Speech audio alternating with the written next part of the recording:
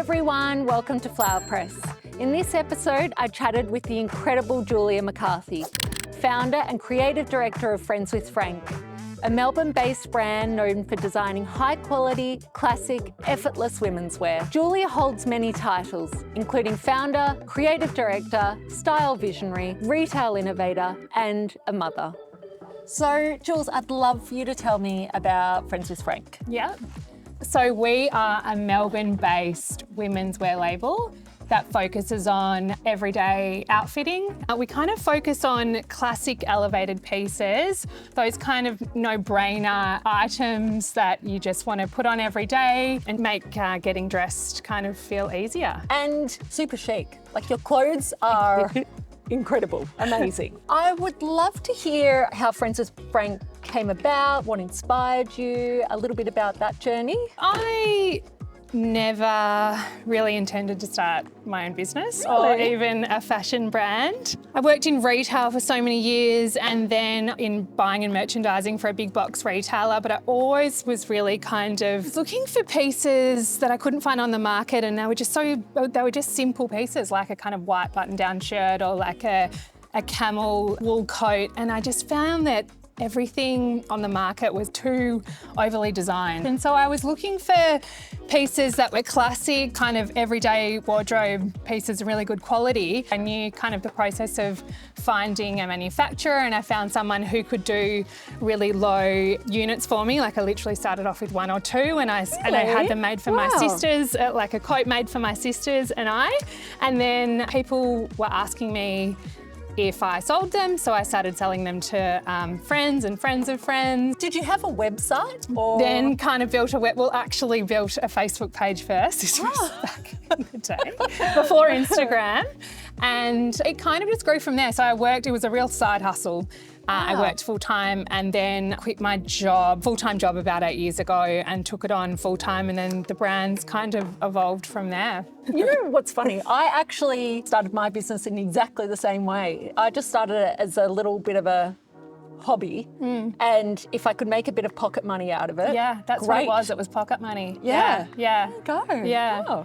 So moving from your job in retail to starting your own brand, that's quite a transition. And it sounds like it didn't happen overnight. It was sort of a bit of an evolution. What was that like? I think when I first went kind of full-time with the business, I think what I most struggled with was, I kind of, I get my energy from people, and I went from working in a kind of corporate job to then working by myself at home out of my spare bedroom.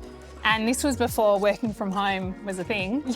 And I was lonely, and I found it challenging to stay motivated when I just didn't have people to kind of bounce ideas off or be creative with. I noticed I really struggled, and then it was about a year in that I was able to hire my first employee, Erin, who is still with me now. Oh, wow. Yeah, she's actually just about to celebrate 7 years and go on long service leave. Oh my God, that's so, well, God, what are you going to do without her when she's away? It's only 6 weeks, but okay, I'll be all right.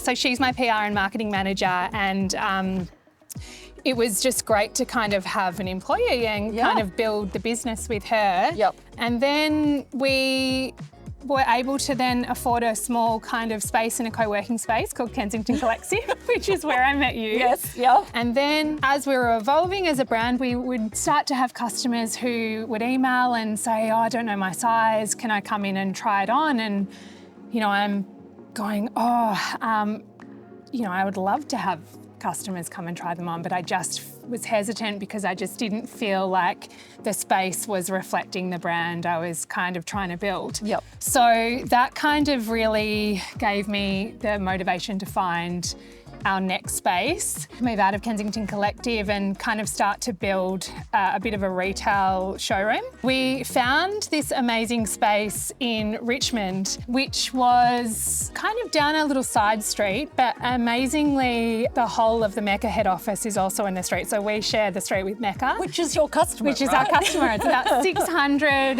incredibly well-dressed women, so our kind of demographic. Were you worried at all, or did you feel like it was a huge risk opening up your bricks and mortar store after online? Well, I think I just felt like it was the right time because I did keep having these questions around sizing and also I was so kind of proud of the quality of our materials and pieces that it's really hard to kind of depict that online sometimes. You know, you really 100%. need to be able to see things in real time, touch and feel, try on a fit to really know the quality. Yeah, I knew it was the next step. It was just the anxiety around, you know, you've got to sign a 5-year lease, you then have to fit out the store, you have to staff it.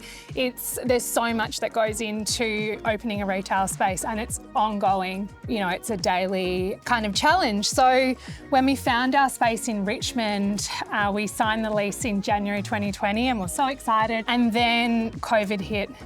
It literally hit like 10 days after we launched and we had all this press around opening. Oh my God. Actually, I remember an article written about us and the title of the article was something along the lines of who is crazy enough to open a retail store during lockdown. And it was a big picture of me on the front of the article.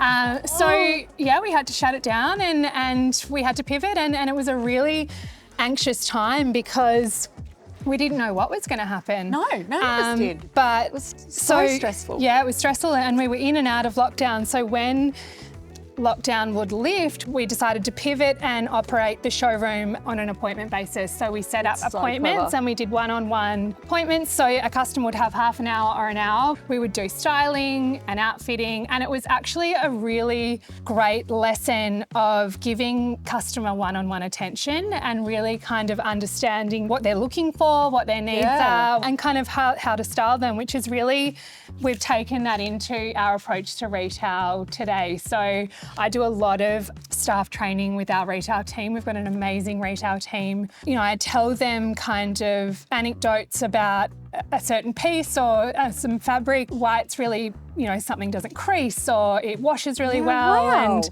natural fibres, that kind of thing. And they kind of give that information to the customer. And which is an experience a customer does not get ever, really. Yeah. They certainly don't get one-on-one experience and they just the understanding of, I guess, the origin of the fabric or the story of the design. That's so, like, it creates such a nice connection. I think because I worked so many years in retail, I had built my style of retail and that was through genuine connection and really kind of understanding a customer's wants and needs. And I was finding that when I was kind of shopping myself, that there was a real lack of that attention. And so I found it as an opportunity that there was an opportunity to provide really good service. And it's kind of really resonated with our customers. And totally just elevates your brand to the sort of level that means that it's really special and something that people will continue to go back to. Yeah, well, I think because our brand is such a focus on outfitting, we have this kind of feature on our website called FWF Looks, and we outfit our collections for the customer and put all these outfits online so that it kind of takes the hassle out of getting dressed. We've done it all for you. And that kind of goes back to the design process. When I'm designing, I'm making sure everything's interchangeable and it really works. So when we're able to take that right through to the customer experience in store, I think it kind of gains a trust that the customer loves and then they want to come back and shop with us again. Totally. Yeah. And build on their collection. Yeah, that's it. Yeah. I love that.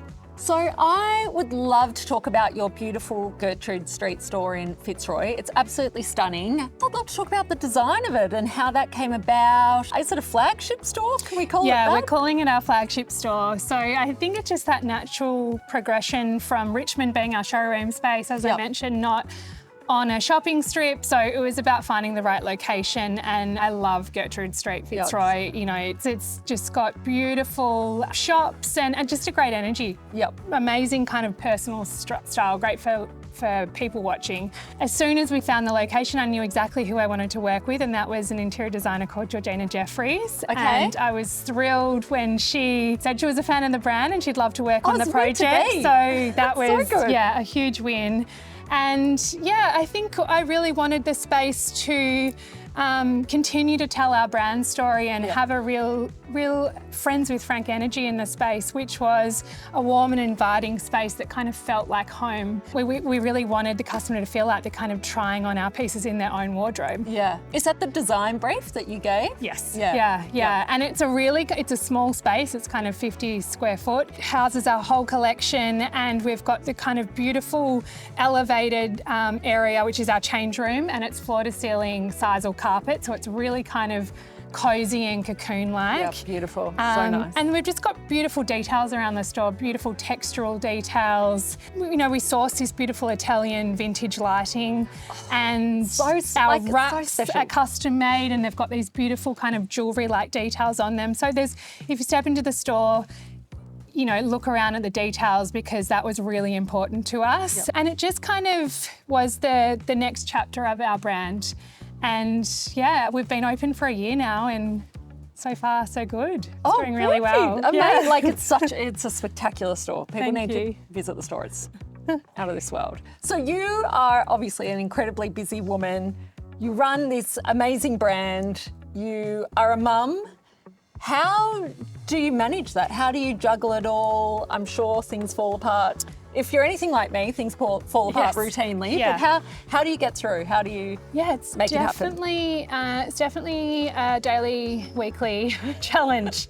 My kids are quite young, so I've got a two-year-old boy called Lou and a 4-year-old girl called Sabella, and they're at childcare and kinder, but not every day. So on the days that they are at childcare, I try and wake up early and, you know, have a coffee in silence, and then it's chaos ensues. You know, we're trying to get them all ready without a tantrum, but I've kind of learnt now to get their clothes ready the night before and so just try to.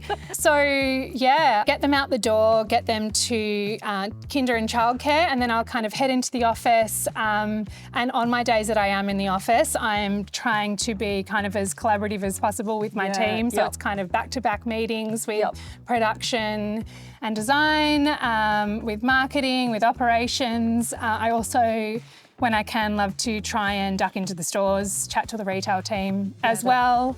So yeah, my days are really kind of full. But again, I think when you have kids, you start to learn how to utilise your time really well. Yeah, so efficient. Efficient, exactly. So I try to be as efficient as possible. And then it's kind of pick them up at 4 o'clock, and then again, it's chaos until bedtime. And then, you know, sometimes I do jump back on emails, but I'm trying to do less of that and have a bit of quiet time with my husband, Tom, who also works in the business. So it's really important to us to sign off on, you know, business and the kids, and watch a show together, have a peppermint tea, and, you know, have a bit of a quiet, separate the two. night. Yeah. I've definitely experienced periods where it's all feeling really overwhelming and, you know, a bit of burnout, particularly when my kids were really little, almost in that postpartum stage, and I was still juggling work as well, because when you're the business owner, you're still working. So, you know, it's chaos, but they are a little bit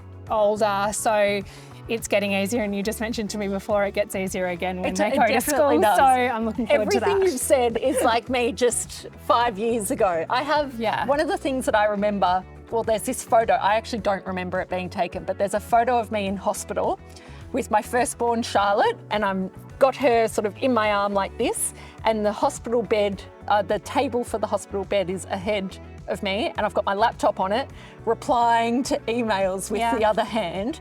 And that's exactly, I feel like that photo sums up a business owner having babies and small children, because you've kind of got to do everything all at once, and it's messy and it falls apart. And or you're going into the office and you fully have to pack the car with the play mats and toys so that you're setting up childcare at work with you just to get a couple of emails done. But yeah, definitely. But yeah, no, it's chaos, but it's good. It's good, and you've obviously made it work. Okay, now it's time to do some rapid fire questions. Really quick, fun, no wrong answers. Here we go. If you could dress anyone in Friends with Frank, living or not, who would it be? It would probably be Carolyn Bassett Kennedy. Such a good answer. Because, yeah, if she was alive today, I hope that she would choose to wear Friends with Frank. 100%. Most worn Friends with Frank piece in your closet right now? It's probably this denim jacket. Also my chocolate Camilla coat, because I love wearing chocolate in winter. One word your friends would use to describe you? Loyal. That's so nice. One word your team would use to describe you? Probably resilient. Ooh. Favourite season for dressing? Winter. I thought you were going to say yeah, that. yeah. Yeah, makes sense. Go-to fabric choice, silk or wool? Wool. Yep. Love silk too, but wool, yeah. A city that inspires your style? Probably New York. Yep. And then finally, and importantly for Daily Blooms, if you could give a bunch of flowers to anyone in the world, who would it be and why? Probably my daughter, Sabella, because whenever we go for a walk, she always picks flowers and brings them home to me. Oh, that's so sweet. Oh, that's cutie. amazing. That's such a good answer. I love it. Well, thank you. Thank you so much for coming on. It was incredible having you. It's time for a flower reveal. They look amazing. Thank you. Nailed it. Thank you. Not So as good good. as yours. Pick it up. Okay, looking at that camera.